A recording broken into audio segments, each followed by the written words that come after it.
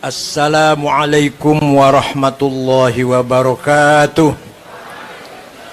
Bismillahirrahmanirrahim. Alhamdulillahi rabbil alamin. Wassalatu wassalamu ala sayyidina wa maulana Muhammad asyrafil anbiya'i wa khatamil mursalin wa ala alihi wa sahbihi wa man tabi'ahu bi ihsan min yaumina hadha ila yaumil ba'thi wad din. Akhil Aziz Al-Mukarram Sahibul Fadilah Kiai Haji Muhammad Mustafa Aqil Atallahu Baqa'ah wa Azzahu bi'izzih wa akramu bikaramih. Akhil Aziz Al-Karim As-Saghir Kiai Haji Ni'amillah A'azzahullah wa akramahu bikaramih. Keluarga besar pesantren khas Ibu Nyai Daimah, Ibu Nyai Iin, siapa namanya Iin tuh? Dan seluruh keluarga besar Al-Usratil Ariqah, keluarga besar pesantren khas. Yang terhormat Bapak Bupati Cirebon Kiai Haji Imran Rosyadi, insyaallah maju maning. Dadi maning. Bapak Kapolres Cirebon, Bapak Kombes Arif ya. Piantun Semarang. Semarang itu Semawis gitu ini bahasa kerumnya. Dan Wakapolres yang saya hormati, Bapak Dandim, Bapak Kemenak, Kepala Kementerian Kantor Kementerian Agama, Wakil Kepala Pengadilan Agama, Pak Najmuddin, Sadati wa Sayyidati, Ashabi wa Zumalai, Abnai wa Banati, Ayyuhal Khudur. Manusia itu bisanya dianggap makhluk yang paling mulia, lebih mulia daripada malaikat, lebih mulia daripada seluruh makhluk yang ada, karena manusia menerima amanah dari Allah, menerima kepercayaan, menerima titipan, menerima tanggungan dari Allah. Inna aradnal amanata 'alas samawati wal ardi wal jibal fa abaina ay yahmilnaha washfaqna minha wa hamalaha al insan innahu kana zaluman jahula. Saya tawarkan amanat, kata Allah, kepada langit, bumi, gunung. Diberi amanat, langit menolak, bumi menolak, gunung moh. Washfaqna minha fa'abaina ayyahmilnaha washfaqna minha. Menolak dan worry, khawatir, takut, ngeri kalau tidak mampu menjalankan amanat tersebut. Jadi ke langit, bumi, alam semesta lah, alam, seluruh alam semesta menolak ditawari amanat oleh Allah. Bukan karena tidak taat, tapi karena merasa takut, ngeri, khawatir kalau tidak mampu menjalankan amanat dengan benar. Nah, manusia, model kita semua ini menerima, siap menerima tawaran amanat dari Allah. Manusia menerima, padahal manusia itu kana zaluman jahula, berpotensi sangat kurang ajar. Bukan hanya kurang ajar, sangat kurang ajar. Zolum, bukan hanya zolim, zolum del kathrah wal mubalaghah. Wa jahulan, dan sangat tolol, sangat blow on. Potensi manusia yang sangat blow on dan sangat kurang ajar ini menerima amanat yang ditawarkan oleh Allah kepada langit, gunung, bumi, gunung, alam semesta. Mereka menolak. Manusia yang berpotensi zalim dan jahil ini menerima amanat tersebut. Amanat apakah itu? Nah, pertanyaan, mahiyal amanah allati aradaha Allah ala samawat wal ardi wal jibal fa bain ahmilnaha wa hamal insan. Amanat apa sih yang alam semesta menolak, manusia menerima? Ada dua amanah. Pertama, amanah ilahiyah, samawiyah, muqaddasah, yaitu agama. Wahwaddin, wahiyaddin. Amanah yang bersifat ilahiyah, bersifat langit, muqaddasah, suci, sakral, yaitu agama. Agama ada dua. Isinya agama dua, isinya agama itu akidah wa syariah.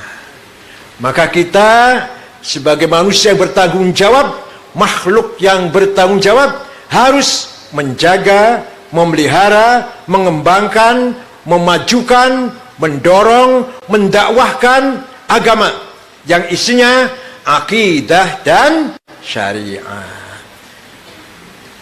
Akidah kita sudah jelas, yakin kita ini fi tariqil haq, ala kalimatil haq.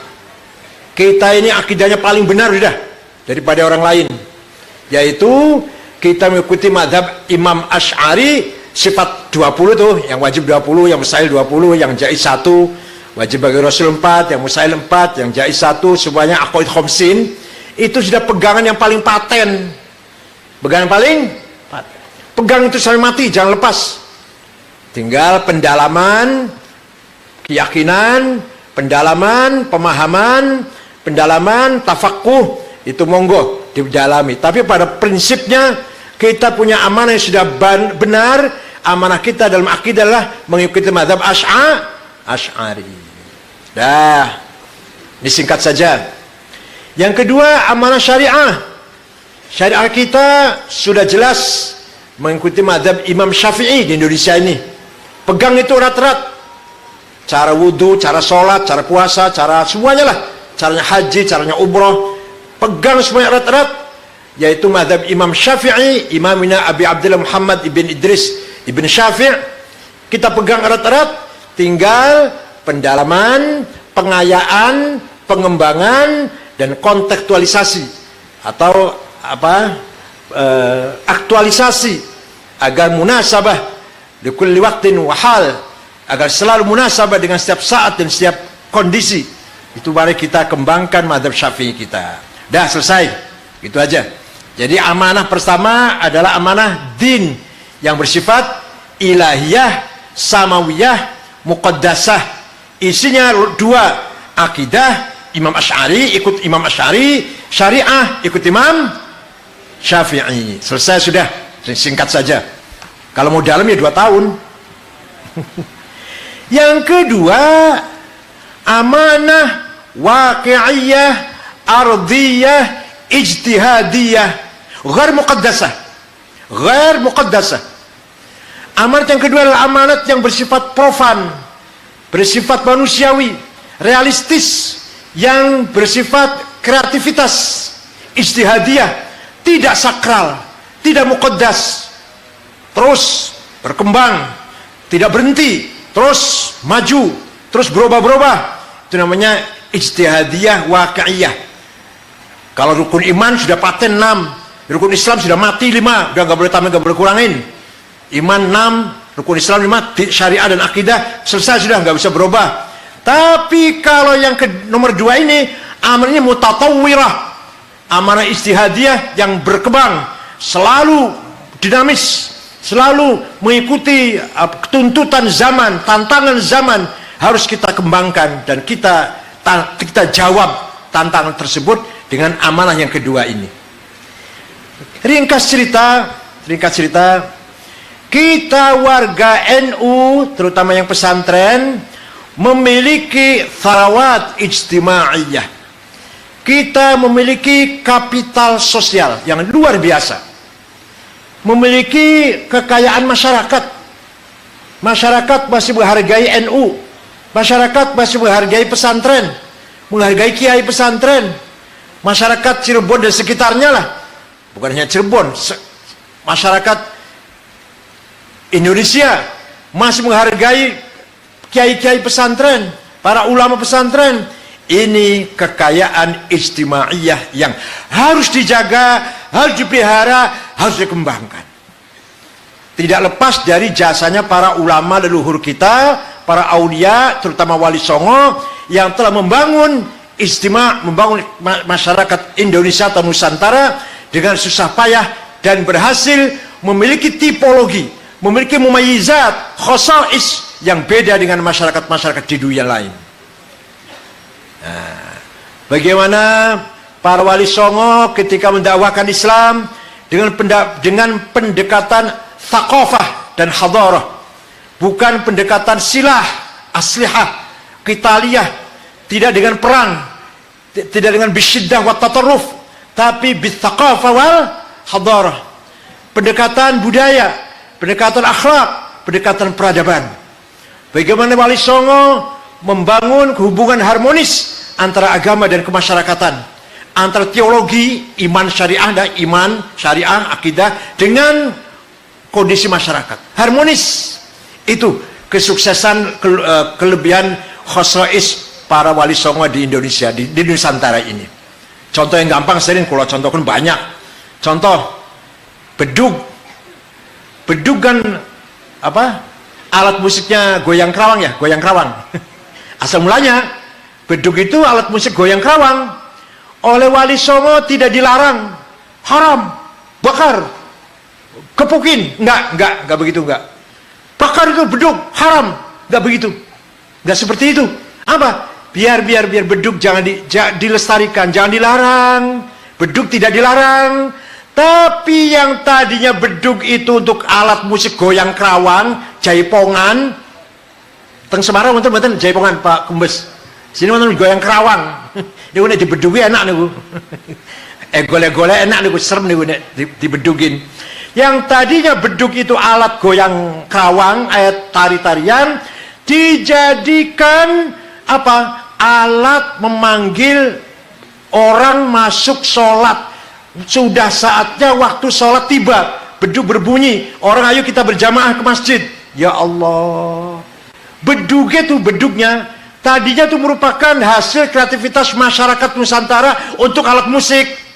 Tapi oleh Wali Songo tidak ditolak, diakuin, dirawat, dipelihara, bukan untuk tari-tarian, tapi untuk alat panggil orang namanya kita melihat bagaimana Wali Songo tathqif sya'b, memajukan peradaban di tengah-tengah masyarakat, menyebarkan Islam tidak dengan kekerasan, tidak dengan ancaman, tidak dengan diskriminasi.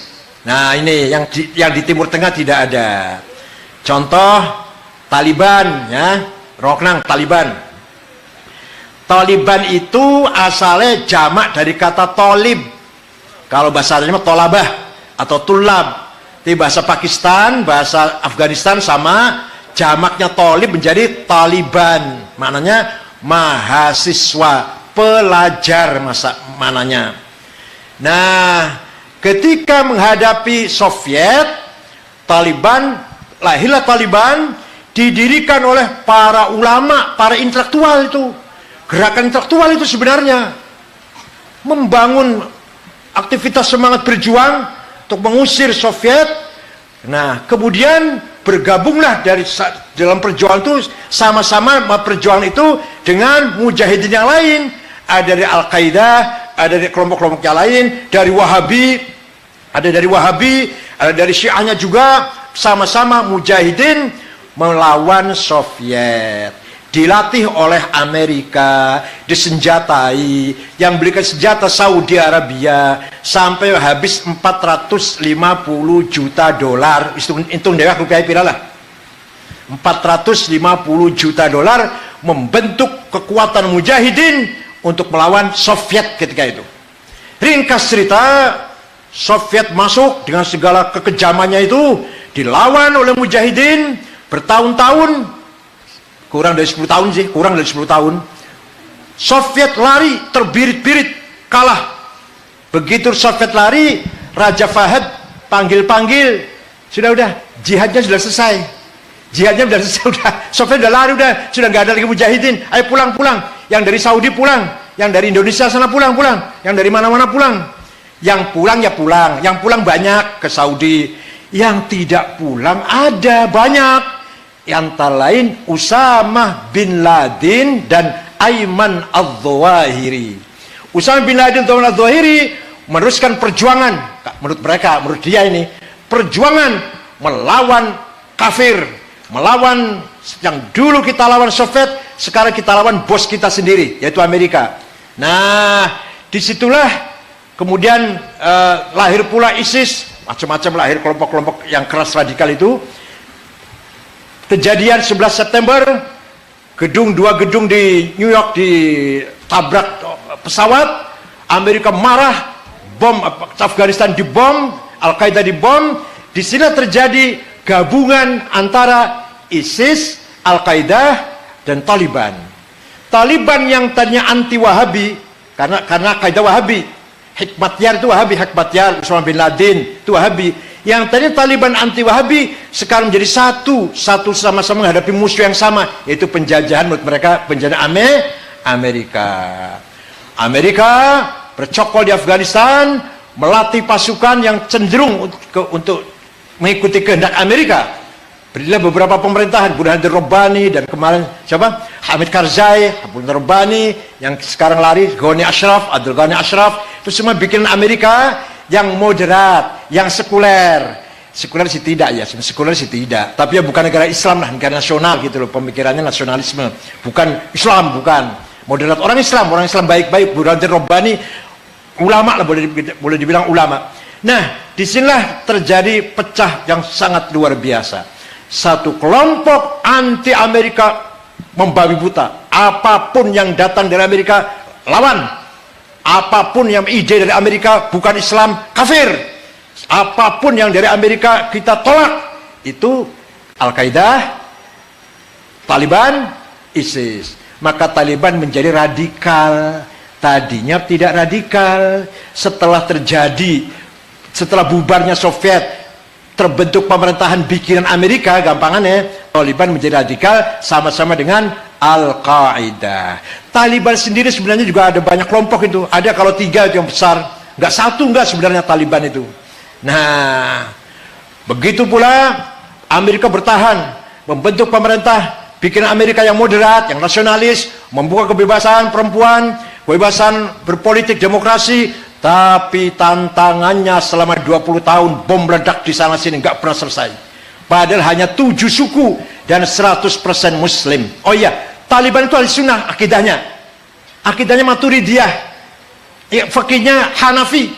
Tarekatnya Nasyabandiyah. Taliban itu sama dengan NU lah. Nggak ada Syiah cuma 1%. Taliban nggak ada. Di Afghanistan itu 100% Muslim, 99% Hanafi.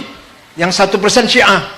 Tapi cara berpikir Taliban, cara berpikir masyarakat Afghanistan yang mazhab Hanafi dan Maturidi itu, yang ahli sunnah itu, tidak sejalan dengan cara berpikir umat Islam Indonesia yang mengharmoniskan antara teologi dan budaya. Gagal mereka menggabungkan antara teologi dan budaya.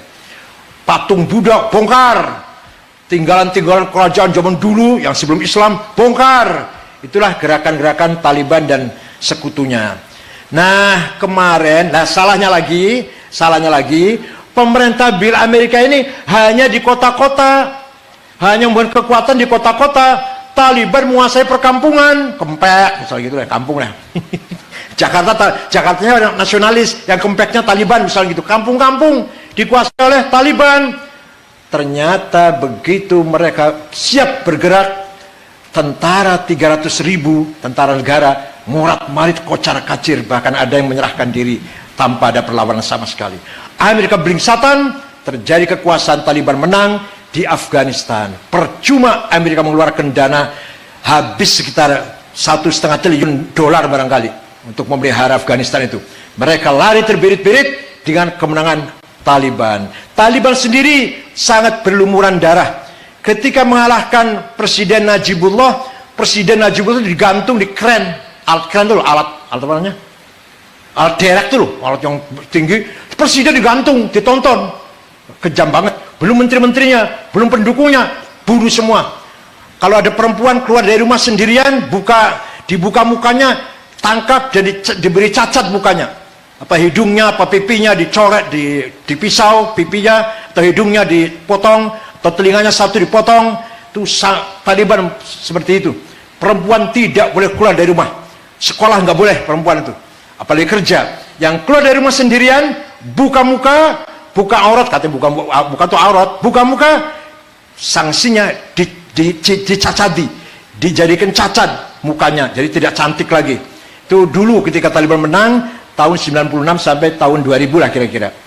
Disinilah hadirin yang saya hormati, Ternyata kelebihan kita di sini, kelebihan Islam Wali Songo, yaitu sekali lagi saya tegaskan, tathqifus sya'b bitsaqafah al-islamiyah. Mengharmoniskan antara hubungan antara teologi dan budaya. Di sana, di Afghanistan contohnya, ya begitu pula di Timur Tengah semuanya lah. Hubungan antara teologi, agama, dan budaya belum harmonis. Ya tadi, perempuan dorong keluar, barangkali semua keluar dicambuk. Itu kan berarti hubungan antara budaya dan agama belum selesai, itu pemahaman agamanya. Kemarin ini penyanyi dibunuh, penyanyi yang terkenal di Afghanistan. Jadi nyanyi itu haram, tapi bunuh gak haram. Nyanyi haram, tapi membunuh gak haram. Coba, luar biasa kan cara berpikirnya, aduh luar biasa. Nah, keadaan masyarakat seperti ini di Indonesia ini, kita NU, pesantren, kiai-kiai harus memelihara, harus membina, harus menjaga, merawat. Jangan sampai terpengaruh oleh ya model Taliban lah. Jangan sampai model Taliban seperti itu. Akidahnya sama dengan kita Ahlussunnah wal Jamaah, tapi cara berbudaya, cara membangun masyarakat, cara berkehidupan tidak sama sekali. Jauh antara kita dan Taliban. Walaupun akidah sama. Akidah sama. Sana kita Syafi'i, sana Hanafi, kita Asy'ari, sana Maturidi, sama itu Ahlussunnah semua. Bahkan tarekat Naqsyabandiyah, di sini juga Naqsyabandiyah banyak kan. Tapi cara bermasyarakat, bagaimana memelihara istimaiyah, morat marit amburadul, dengan atas nama agama mereka menghancurkan tatanan kemasyarakatan sendiri. Di kita alhamdulillah kita masih menjaga kerukunan, menjaga kekuatan sosial berkat ada Nahdlatul Ulama. Contoh kemarin Masjid Ahmadiyah di Sintang, Kalimantan Barat dibakar, mau dibakar, nggak sampai kebakar, baru dirusak. Polisi kewalahan, yang demo, yang merosak tuh ratusan, bahkan ribuan, polisi cuma berapa orang, tentara juga ada, tidak mampu mengatasi. Segera saya perintahkan NU Kalimantan Barat, segera sadarkan mereka, kita menolak kekerasan. NU mengutuk, menolak, melarang kekerasan terhadap siapapun dengan alasan apapun. Kalau memang Ahmadiyah itu salah, bukan begitu cara meluruskan kesalahan. Kalau Ahmadiyah itu keliru, bukan begitu caranya menunjukkan kebenaran. Kalau Ahmadiyah itu sesat, bukan begitu caranya menasihati orang sesat. Bukan cara begitu. Itu saya perintahkan, alhamdulillah NU bergerak. Nah, sekarang sudah mulai reda, dan sekarang NU lagi menuntut hukum ditegakkan, siapapun pelakunya harus dikenai sanksi hukum yang seadil-adilnya. Tidak boleh ada main hakim sendiri, siapapun atas nama apapun. Ya Allah, apa itu perintah Allah? Perintah Quran, Mas. Wala tasubbul ladzina yad'una min dunillahi fayasubbullaha adwan bighairi ilm. Kadzalika zayyana likulli ummatin amalahum. Surat apa ya? Surat An'am ya, surat An'am. Kamu jangan sekali-kali mencaci maki orang yang tidak menyembah Allah. Jangan meremehkan, jangan caci maki, jangan menghina orang yang tidak menyembah Allah. Apalagi saya merusak masjidnya, apalagi itu sama-sama Islam, beda-beda dikit. Apalagi sama-sama madhab, barangkali kita beda-beda kepentingan, 0201 sampai rusak-rusakan, nggak boleh. Caci maki nggak boleh. Wala tasubbul ladzina min dunillah, mencaci maki Kristen tidak boleh, mencaci maki Yahudi tidak boleh, mencaci maki Buddha, Hindu, Konghucu tidak boleh. Quran itu. Kadzalika zayyana likulli ummatin amalahum. Demikianlah saya jadikan, kata Allah, saya jadikan bagi setiap umat, setiap kelompok, setiap umat kebanggaannya masing-masing. Setiap umat memiliki kebanggaannya, agamanya, bahasanya, seninya, cara berpakaian, cara berumah tangga, cara kulinernya, warna kulitnya bahkan beda barangkali. Tidak boleh kita mencaci maki itu. Agamanya, bahasanya, seninya, budayanya, tradisinya, semuanya yang mereka banggakan, kita tidak boleh meremehkan. Kebanggaan orang Cina nggak boleh kita caci maki. Kebanggaannya orang Arab, gak boleh kita caci maki. Kebanggaannya orang Madura, Dayak, Batak, Bugis, Ambon, Madura, Sunda, gak boleh kita saling caci maki. Ini, kalau kita betul-betul ingin berpegang teguh pada Al-Quran, mari kita bersama-sama menghormati perbedaan. Perbedaan budaya, perbedaan bahasa, perbedaan tradisi, perbedaan adat istiadat, dan perbedaan agama. Perbedaan pendapat harus kita hormati masing-masing. Tidak boleh kita menghina satu sama lain. Ini perintah Al-Quran. Ini ajaran Wali Songo. Ini ajaran warisan para kiai, para ulama. Nggak ada kiai ngajari ngebom, nggak ada. Kiai deso, kiai kampung yang sarungnya cap gajah duduk, kopiannya hitam campur coklat, bajunya baju kokon 3 bulan belum dicuci, sorbannya bagian dari Pak Bupati udah 2 tahun yang lalu waktu kampanye. Sandalnya lili, aduh, sandalnya. Rokoknya jarum coklat, tasnya itu bukan tas Merdelsi atau Ecolak atau Pierre Cardin, apalagi itu nggak kenal tas merek itu. Tasnya mereknya di pojok ada tulisan Musyawarah Majelis Ulama Kabupaten Cirebon. Minyak wanginya misik yang 5.000 10 gram. Musolanya kecil, kotor, gelap, bau pesing, tikarnya bolong, tikarnya sobek-sobek, kolamnya asat, airnya nggak ada, ciduknya bolong, alas masya Allah, sempurna banget lah, sempurna banget itu. Lampunya 5 watt. Sebegitu keadaannya kiai kampungan itu, segitu keadaannya, kiai kampung tidak pernah ngajarin akhlak yang rusak atau budaya yang rusak. Selalu mengatakan ayo sing akur, yang solid, bersatu, aja tukaran. Ya Allah, nggak diperintah itu, nggak diperintah, nggak ada SK-nya Pak Bupati kan, nggak ada SK-nya, nggak ada perintah, nggak ada surat tugas. Ayo sing akur, aja tukaran. Bahkan musibah, misalnya panennya bidadi, panennya gagal, sing sabar. Rabine rewel, sing sabar, aja pegatan, kudu-kudu kawin maning bae lah, aja pegatan. Kiai duduisin itu kiai kampung loh, nasihatnya gitu. Itu aparatnya, Pak Kombes, aparatnya itu.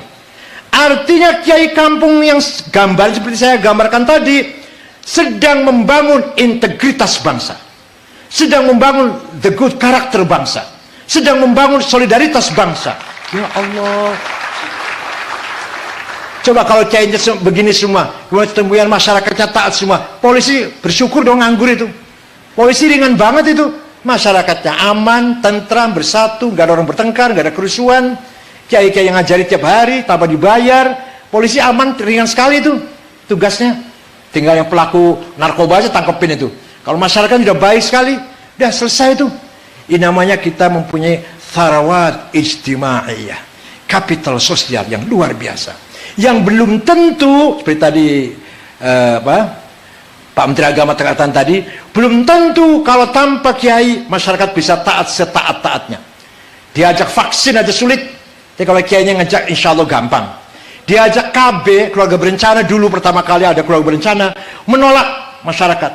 Setelah NU musyawarah di mana, di Situbondo ya, mengatakan bahwa KB itu boleh, baru itu program keluarga berencana jalan. Diajak asas tunggal Pancasila, banyak menolak, kiai-kiai kecil atau masyarakat Islam. Setelah Kiai Ahmad Siddiq dan Gus Dur menerima, NU menerima asas tunggal Pancasila, semua menerima. Ketika bunga bank, masyarakat itu ragu-ragu, halal tak haram tak halal. Halal ya, halal sekali ya tidak, haram sekali ya tidak. Haram 100% tidak, halal 100% tidak, itu bunga bank itu. Begitu musyawarah muktamar NU di Jogja, di Krapyak, muktamar ke-28, memutuskan bahwa bunga bank itu syubhat, baru bank-bank desa, perbankan, BPR jalan. Masyarakat NU mendukung program perbankan di desa-desa karena bunga bank tidak haram gitu loh. Walaupun syubhat jatuhnya, tapi tidak haram. Ini setelah keputusan NU muktamar di Jogja, di Krapyak. Dulu ketika orang masih berpikir negara Indonesia jadi negara Islam, negara syariat Islam, begitu NU memutuskan bahwa di Banjarmasin, Mutaru Banjarmasin tahun 36, Indonesia Darussalam, bukan Darul Islam. Indonesia Darussalam, negara yang damai, yang merekrut semua komponen yang ada, lintas agama, budaya, tradisi, bahasa, adat, istiadat, semua satu bangsa, satu saudara. Itu namanya Darussalam, bukan negara agama. Tahun 36, semua masyarakat menerima ajakan Nahdlatul Ulama seperti itu. Ketika sidang BPUPKI tanggal 18 Agustus, ada 7 kata Piagam Jakarta dengan berkewajiban menjalankan syarat Islam bagi para pemeluknya. Yang non-muslim keberatan. Nanti kalau ini dijalankan, berarti negara Islam kita ini. Walaupun bagi para pemeluknya harus menjalankan syariat Islam. Nanti menjadi negara syariat Islam. Yang dari Indonesia Timur, yang non-muslim menolak. NU Kiai Wahid Hashim, bapaknya Gus Dur, atas izin dari bapaknya Kiai Hasyim Asy'ari, setuju. 7 kata dicoret, setuju. Yang penting apa? Yang penting Indonesia kuat dulu, bersatu dulu. Negara ini baru lahir, aduh baru merdeka kemarin. Kuat dulu, bersatu dulu, baru nanti di atas negara yang kuat, di atas negara yang bersatu, di atas bangsa yang kokoh persatuannya, ayo kita dakwah, pengajian, madrasah, pesantren, apa saja pendidikan agama, di atas negara yang kuat. Nah kalau negaranya perang saudara kayak Afghanistan, mana mungkin ada orang ngaji, ada orang dakwah, ada orang nulis disertasi tentang ilmu tafsir atau hadis. Mana mungkin. Ada ilmu Islam lagi dikaji sekarang, perang terus, bom meledak terus, peluru di mana-mana, nyasar kemana-mana. Itu namanya kebijakan, hikmah, wisdom yang luar biasa yang diberikan atau dihadiahkan oleh para leluhur kita. Itu namanya hikmah, wisdom, kebijakan. Luar biasa kebijakan itu. Tidak ada di kitabnya, tidak ada di pelajaran, tapi sikap hati yang arif itu dari para ulama NU. Dengan kebijakan, dengan wisdom, kita pelihara keutuhan, kekuatan, persatuan bangsa ini. Itulah yang saya maksud dengan Islam Nusantara. Islam yang merawat wisdom, Islam yang merawat kebijakan demi memperkokoh kesatuan-kesatuan. Bicara syariat nanti belakangan, yang penting kita bersatu dulu. Gitu. Puncaknya ini hubbul waton minal iman. Artinya apa? Nasionalisme bagian dari iman. Anda seorang nasionalis harus bertuhan, harus beragama. Anda seorang beragama harus nasionalis. Ya Allah, itu Hasyim Asy'ari itu Pak. Bukan hadis. Mohon maaf, banyak pejabat salah. Nabi bersabda, Nabi bersabda. Bukan Nabi itu, bukan. Kiai Hasyim Asy'ari, pendiri NU, kakaknya Gus Dur itu yang mengatakan demikian. Tahun 1916, hubbul waton minal iman. Nasionalisme bagian dari iman. Kalau Anda beriman, beragama, harus cinta tanah air. Kalau Anda cinta tanah air, harus cinta merah putih. Cinta merah putih, cinta lagu Indonesia Raya, cinta Pancasila, cinta Undang-Undang 45, cinta Bhinneka Tunggal Ika. Panjang itu. Bukan hanya dipidatokan hubbul iman, cinta tanah air bagian dari iman. Konsekuensinya panjang. Jaga Pancasila, jaga Undang-Undang 45, jaga Kebhinnekaan Tunggal Ika, jaga lagu Indonesia Raya, hormati lagu Indonesia Raya, jaga hormati bendera merah putih. Panjang sekali itu. Demi bangsa, demi tanah air, kita kita kalahkan semuanya. Kita prioritaskan kebesaran, kemuliaan tanah air kita. Itu namanya hubbul waton minal iman. Itu namanya tathqifus sya'b, bagaimana membangun peradaban tengah-tengah masyarakat. Nah, kita mempunyai tharawat ijtimaiyah yang luar biasa. Yang kedua, kita mempunyai tharawat syiariyah, kekayaan simbol. Ya Allah, penting juga ini, walaupun bukan prinsip ya, tapi penting. Simbol itu apa sih? Plang. Nah, tentu ulama. Prinsip betul, prinsip tidak? Ya bukan prinsip, bukan simbol saja kok. Tapi penting. Kalau nggak ada simbolnya, seperti nggak ada NU dong. Masuk desa Kempek kalau nggak ada plang NU, nggak ada orang NU ini, kan gitu. Bahasa satu desa, satu kecamatan, kok nggak ada plang NU sama sekali. Ini ada NU apa nggak di sini? Ini perlu dijaga, perlu dipelihara, perlu dikembangkan. Dan perlu dipahami arti dari simbol. Simbol adalah arti eksistensi kita. Dengan adanya plang Nahdlatul Ulama, berarti kita ada. NU ada di sini, kayak NU ada nih. Itu buktinya itu ada Nahdlatul Ulama, ada plangnya. Bahkan orang-orang Wahabi biasa lebih takut pada plang daripada pada orangnya. Kalau mau ceramah di sana ada plang NU-nya, nggak berani caci maki tahlilan, nggak berani, takut pada plang. Tapi dengan orang NU-nya kadang nggak takut, dengan plangnya lebih takut. Oleh karena itu, Tharawat Syiariyah ini harus kita pelihara. Simbol-simbol NU, tahlilan, simbol. Manakiban, haul, simbol. Apa tadi? Ngupati ya, ngupati, tahlilan 7 hari, 40 hari, 100 hari. Cuma simbol. Istighothah, ziarah kubur, simbol-simbol, syiar-syiar, syair. Itu artinya apa? Kekayaan kita, milik kita, kita yang punyai. Jangan sampai digrogotin oleh orang, jangan sampai dihina orang, jangan sampai dihapus oleh orang. Gerakan-gerakan radikal ini sengaja mencoba menjauhkan hubungan antara masyarakat dan kiai. Selama ini umat Islam Indonesia, apa kata kiai? Gimana caranya supaya rakyat itu, masyarakat nggak begitu taat pada kiai lah. Maka mulai dicaci maki tahlil, caci maki lah maulid nabi, caci maki ziarah kubur, tawassul, supaya hubungan antara masyarakat dan kiai renggang. Lama-lama mudah dipecah, lemah, lama-lama mudah dibeli atau mudah diancam, lama-lama mudah sekali mensekulerkan bangsa ini. Bapak Ibu sekalian, dulu Belanda melarang sekolah untuk pribumi. Pribumi yang Islam terutama dilarang sekolah oleh Belanda. Dipikir-pikir cara begini rupanya kurang efektif. Maka tahun 1902 namanya politik etis. Belanda mencanangkan politik etis. Apa? Silahkan orang Islam sekolah, anaknya sekarang sekolah. Boleh sekolah SR, kalau SMP oleh silakan. Tidak dilarang, mari sekolah. Kiai-kiai tahu, kiai-kiai waskito, makrifat. Ini ada apa ini? Tadinya dilarang, sekarang malah terbuka. Apa ini maksudnya? Ternyata tujuannya sekularisasi, almaniyah, bahkan ladiniyah.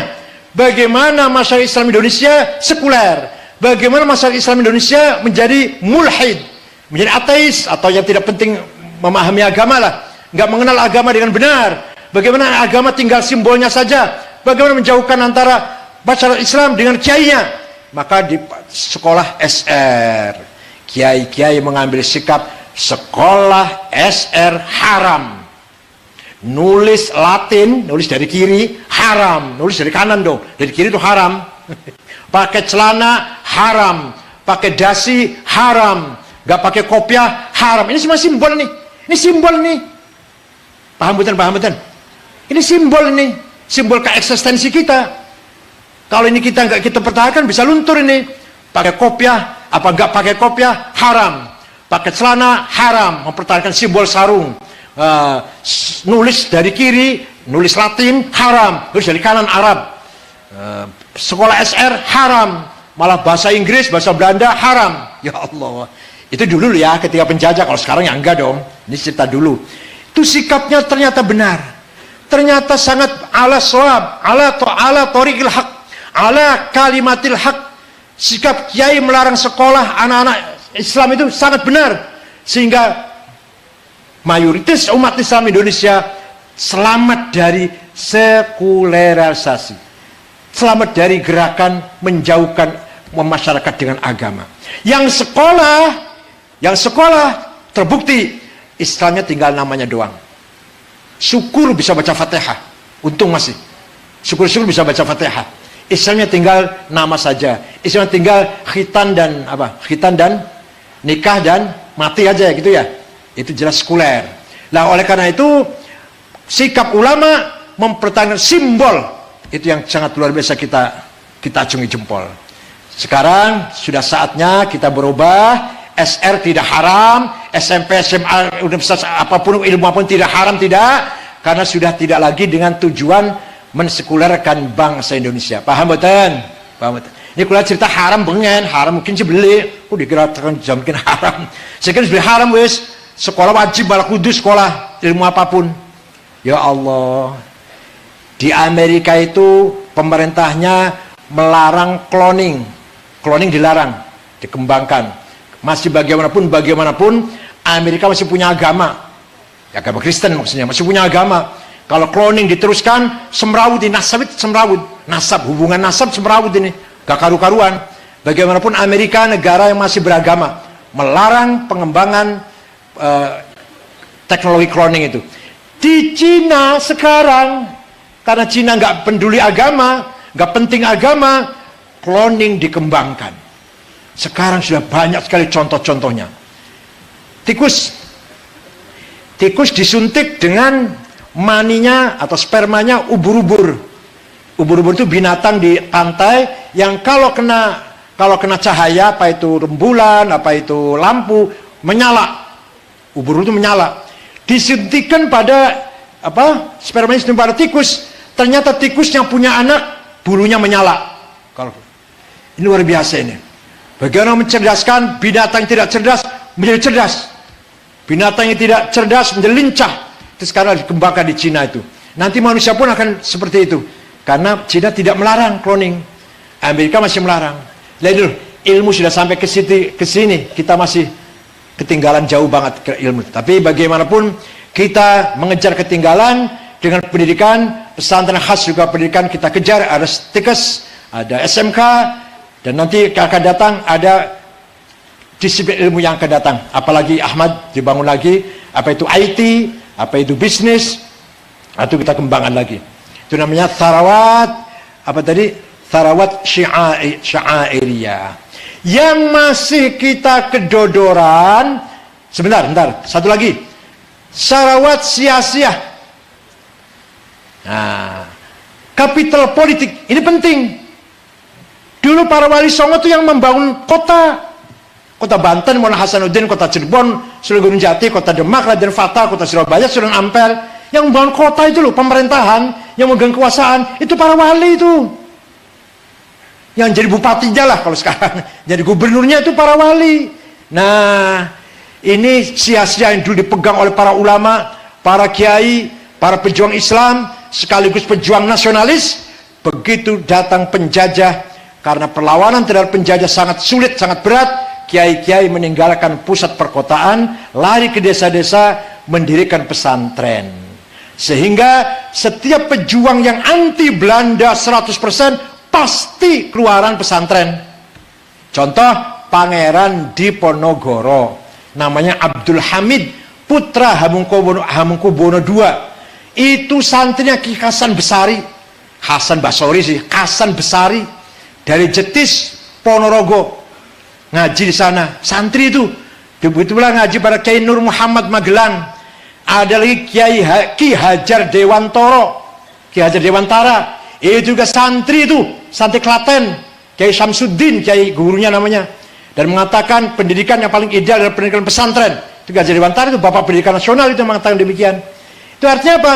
Artinya politik dulu pernah dipegang oleh para kiai, oleh para ulama, dan mengarah kepada jalan yang benar, politik yang mendidik, politik yang berfatsun, berakhlak, bermoral, beretika, mensejahterakan rakyat, menegakkan keadilan.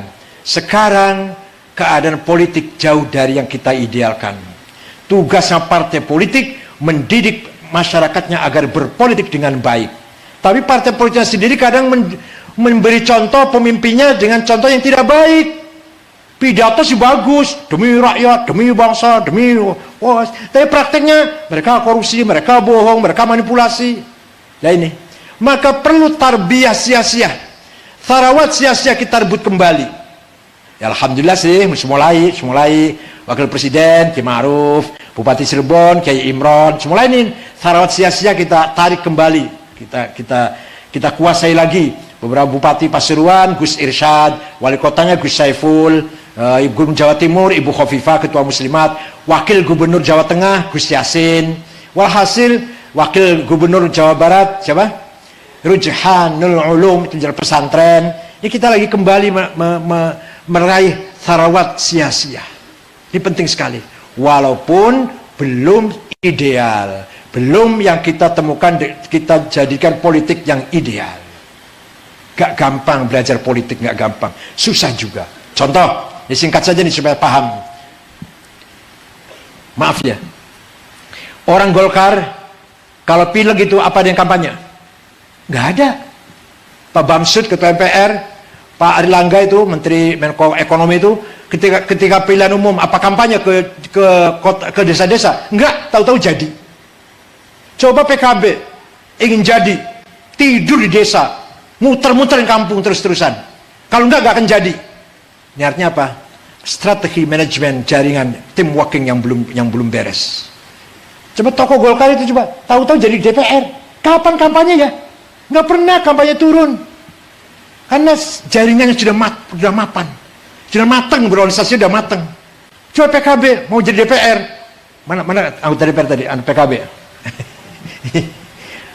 Ya beli, ya enggak. Sampai gusur, tidur di musola tiap hari siang malam, pagi sore, masuk ke desa-desa kampanye supaya terpilih. Alhamdulillah terpilih. Kalau enggak ya sinalillah lah. Tapi partai yang dewasa, partai yang sudah mapan, yang sudah dewasa, matang, Golkar tidak sibuk untuk berkampanye. Tokoh-tokohnya turun ke bawah, enggak sibuk. Jaringan sudah selesai, mapan sudah cara strategi politik. Ini perlu kita tiru itu, kita tiru. Nah, oleh karena itu, ini saya bukan mengatakan suka atau enggak suka, tidak. Ini contoh supaya paham. Contoh paham, tokoh Golkar jadi DPR nggak usah turun kampanye jadi. Tokoh PKB ingin jadi harus masuk ke desa siang malam selama 3 bulan beberapa bulan itu. Ini bukan saya mengatakan suka nggak suka, itu loh keadaannya seperti itu.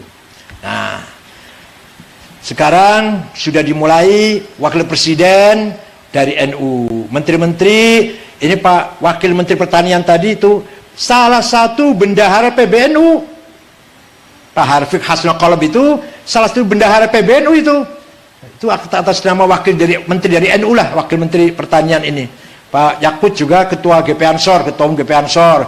Begitulah Ida Fauziah dari PKB, Abdul Halim Iskandar dari PKB. Bagaimanapun NU lah. Pak Seknek praktik juga kulturnya NU banget, orang Bojonegoro dan seterusnya.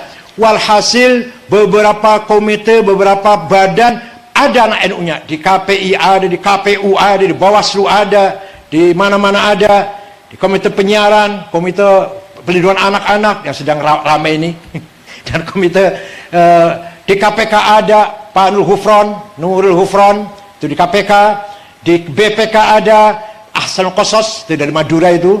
Walhasil sudah mulai kita mendapatkan tharawat sia-sia sedikit demi sedikit, walaupun sekali lagi masih jauh dengan yang kita harapkan.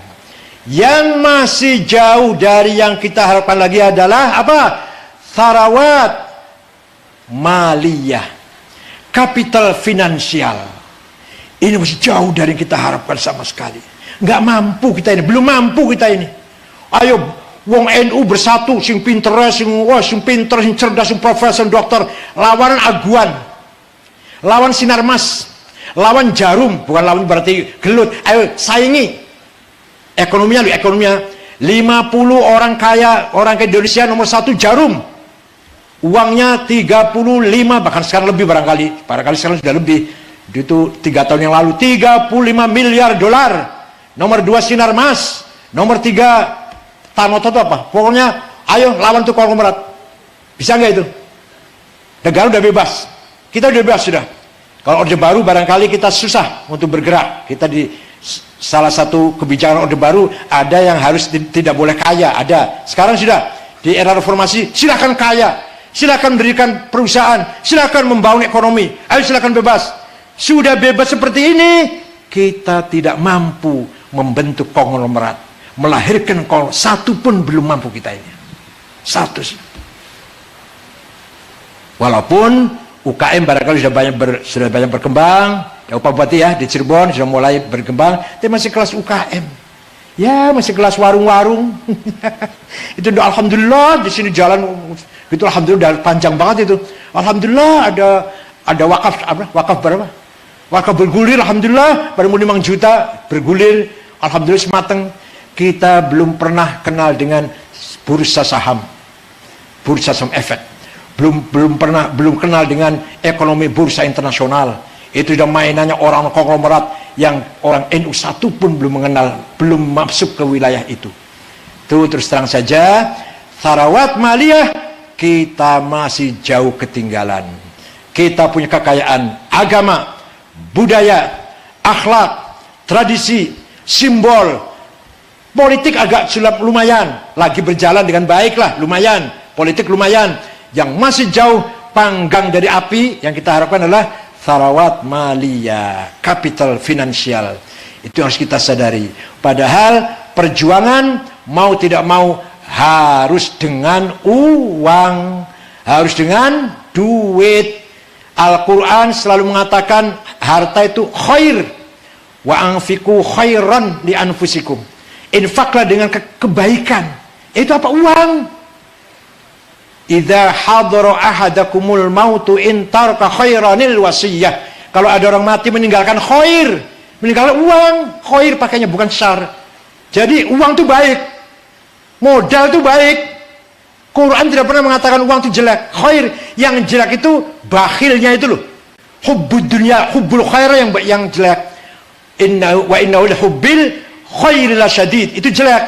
Mencintai khair dengan sangat mencintai, dengan hubbul khair itu jelek. Tapi Quran ketika menggambarkan harta itu khair, bukan syar. Oleh karena itu kitalah yang selayaknya harus menguasai harta kekayaan alam semesta ini. Sekarang nikel luar biasa, batu bara hari ini $160 satu ton. Jadi siapa orang NU yang sekarang bisnisnya batu bara? Jarang. Kalau toh ada juga kecil-kecilan. Nikel luar biasa. Makanya jangan heran kalau nikel membutuhkan smelter sampai 22 smelter. Smelter datangnya dari Cina. Perjanjiannya yang kerja di smelter itu 30% harus teknisi dari Cina. Maka Cina banyak sekali yang kerja di Sulawesi Tengah, Sulawesi Tenggara. Kan perjanjiannya begitu, bangun smelter. Smelter dibangun dari Cina teknologinya. Yang kerja itu harus 30% teknisi dari Cina. Ya kan ini nggak ada yang bisa kira-kira nangani smelter. Nah itulah, jadi kita ketinggalan dalam hal ekonomi sangat jauh sekali. Padahal kita tahu semuanya berjuang harus dengan uang, harus dengan harta, harus dengan kekayaan. Bukan kita mengajak cinta dunia kemudian bakhil, bukan. Mari kita cari harta dengan niat yang baik, dengan cara yang baik dan tujuan yang baik. Itu namanya azimah, bukan hubbud dunya, bukan. Ala qadri ahlil azmi ta'til azaimu wa ta'ti ala qadril karimil makarimu. Fatakburu fi ainis saghiri sigharuha wa tasgharu fi ainil azimil azaimu. Menghadapi dunia ini harus kita anggap masalah kecil. Kita harus lebih besar daripada harta, kita harus besar daripada kekayaan, agar kita mampu menguasai kekayaan alam ini, terutama di Indonesia yang kaya raya ini. Dan dengan kekayaan kita berjuang, kita jihad bi amwalihim wa anfusihim fi sabilillah. Dengan harta kita, dengan nyawa kita, pikiran, tenaga pikiran kita berjuang di alai kalimatin nahdlatul ulama. Paham nggih? Jadi kesimpulan apa yang saya omongkan nih, manusia mempunyai dua amanah. Amanah pertama ilahiyah, samawiyah, muqaddasah, yaitu agama. Agama isinya dua, akidah dan syariah. Akidah kita Asy'ari, syariah kita Syafi'i. Yang kedua, amanah ardiyah, waqi'iyah, ijtihadiyah, yaitu amanah bagaimana kita membangun, menerima amanah dari Allah, membangun kehidupan dari sisi kemasyarakatan, dari sisi kekayaan, keuangan, dari peradaban, budaya, kemajuan, ilmu dan teknologi. Itu harus kita kuasai semua. Itu juga amanah dari Allah yang diamanatkan oleh Allah kepada kita semua. Tidak cukup beragama hanya akidah dan syariah saja, tidak cukup. Agama hanya syariah dan akidah saja, tidak cukup. Tapi agama, syariah, akidah, syariah dan hadarah wa thaqafah. Al-Islam dinul aqidah wa syariah wa dinul hadarah wa thaqafah. Syukran, selamat kepada khotimin Alfiyah, khotimin Al-Quran. Barakallahu lakum jami'an wa ya'khudh bi'aydikum min fis wal khair wa yarfa' bi'ulumikum insyaallah min Ma'had Kempek. Mudah-mudahan dapat ilmu manfaat dari Kempek ini, dan itu merupakan kunci utama. Alfiyah itu belum segala-galanya, baru kunci utama untuk memahami kutubut turath, kutubut turath, kutub apa? Kutub kuning, kitab kuning mislah. Kitab kuning, kutubut turath, harus mampu merevitalisasi kitab kuning. Itu kuncinya dengan alfiyah. Belum apa-apa, alfiyahnya baru kuncinya itu. Jadi kitab-kitab yang perlu dibaca sangat banyak sekali. Mudah-mudahan ilmunya para khotimin bermanfaat untuk kita semua, terutama bagi Nahdlatul Ulama dan pada masyarakat Islam Indonesia pada umumnya. Bismillahirrahmanirrahim. Alhamdulillahirabbil alamin. Allahumma salli salatan kamilatan wa sallim salaman tamma ala sayyidina Muhammadin alladhi tanhallu bil qudwati fariju bil kurab wa tuqadda bil hawaij wa tunabil ghaib wa hasan khatimah tasqal ghamam biwajhil karim wa ala ali wa sahbihi fi kulli hatin nafsi bi'ad kulli ma'lumin lak. Ya Rahman, Ya Rahim, Ya Qawi, Ya Matin, Ya Fattah, Ya Alim, Ya Razzaq, Ya Karim, Ya Hayy, Ya Qayyum, Ya Ghiyatal Mustaghithin, Aghithna, Aghithna, Aghithna Muslimin, Birahmatika nastaghith, aslih lana syu'unana kullaha, wa la takilna ila anfusina tarfatan aqalla min dhalik. Allahumma aslih lana dinana, alladhi huwa asatu amrina, wa aslih dunyana, allati fiha ma'ashuna, wa aslih akhiratana, allati ilaha ma'aduna, waj'al hayata ziyadatan lana fi kulli khair, waj'al mauta rahatan kulli syarr. اللهم يا غني يا حميد يا مبدئ يا معيد يا رحيم يا ودود أغنى بحلالك عن حرامك وبطاعتك عن معصيتك فضلك عن من سواك يا واسع المغفرة. إنه ليس في السماوات دورات ولا في الأرض غمرات ولا في الجبال مدرات ولا في البحار قطرات ولا في العيون لحظات ولا في النفوس خطرات ولا في الأشجار رقات ولا في الأجسام حركات إلا وهي بك عارفات ولك مشاهدات وعليك دالات وفي ملك متحرات فبالقدرة التي سخرت بها أهل الأرض السماوات سخر لنا قلوب المخلوقات وعطف قلوب العالم المسلم علينا بالحسنى قبولا بسلامة. اللهم نسألك بأنك أنت الله لا إله إلا أنت الأحد الصمد الذي لم يلد ولم يولد ولم يكن له أحد بديع السماوات والأرض أن توفقنا وأولادنا بالأعمال الصالحة وأن تحفظنا وإياهم من المحن والفتن والأمراض والأسقام والهم والغم وأن تجعلنا فرجا ومخرجا. اللهم إنا نسألك بمقاعد العز من عرشك وبمنتهى الرحمة من كتابك وباسمك الأعلى وباسمك الأسنى وإشراق نور وجهك الأجل وبفضلك الكريم وجودك العميم وبكلماتك التامات التي لا يجاوزهن بار ولا فاجر. يا أكرم الأكرمين يا حسيب يا جليل أن تسهل أمورنا وتقضي حاجاتنا وتبلغ مقاصدنا مقصدنا والآخرة. ربنا اختم لنا بالإيمان والإسلام واجعل عند انتهاء آجل هذه الدنيا آخر كلامنا كلمة لا إله إلا الله. رب يسر ولا تعسر، رب يأتنا بالخير وليتلطف ولا يشعرن بكم أحد ذا المشربة. لا خير إلا خيرك ولا طير إلا طيرك ولا إله غيرك. لا يأتي بالحسنات إلا أنت ولا يدفع السيئات إلا أنت ولا حول ولا قوة بك. لا مانع لما أعطيت ولا معطي لما منعت ولا فضل الجد منك الجد. ربنا آتنا في الدنيا حسنة وفي الآخرة وقنا عذاب النار. وصلى الله سيدنا محمد النبي الأمي وعلى آله وسلم. سبحان ربك رب العزة عما يصفون وسلام على المرسلين الحمد لله رب العالمين والله لكم الطريق. والسلام عليكم ورحمة الله وبركاته.